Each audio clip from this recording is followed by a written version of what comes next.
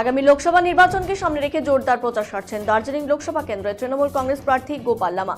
সেই মতো শুক্রবারও শিলিগুড়ি বিভিন্ন ওয়ার্ডে প্রচার করছেন গোপাল লামা। এদিন দার্জিলিং জেলা সমতলে সভানেত্রী পাপিয়া ঘোষ তৃণমূল প্রার্থী গোপাল লামাকে সঙ্গে নিয়ে শিলিগুড়ি পৌর নিগম এলাকায় একাধিক জায়গায় প্রচার করে বেড়ান।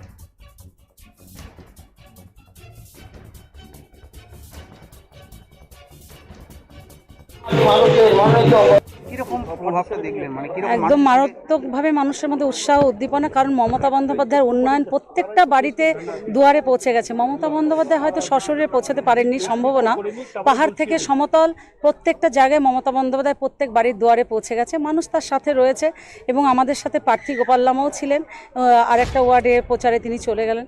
তো যাই হোক, মানুষ চাইছে, আর এবারে নেতৃত্ব কিন্তু আমরা দিচ্ছি না, এবারে নেতৃত্ব সাধারণ মানুষ দিচ্ছে, যেভাবে কর্পোরেশনে বা মহকুমা পরিষদে দিয়েছিল। আর সাধারণ মানুষ যেখানে নেতৃত্ব দেবে সেখানে কিন্তু জয় হবে।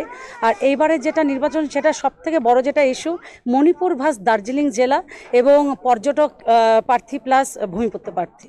গতকাল মনোনয়নপত্র জমা দিলেন গোপাল লামা, পাহাড়ে গিয়েছিলেন, প্রচুর মানুষের উৎসাহ দেখলাম আমরা। কীরকম মনে হচ্ছে আপনার, পাহাড়ে কতটা কি মনে হচ্ছে? সেটা আপনারাও দেখেছেন, আমরাও দেখেছি। পাহাড় থেকে সমতল মানুষ চাইছে মমতা বন্দ্যোপাধ্যায়ের পাশে থাকতে, উন্নয়নের শরিক হতে।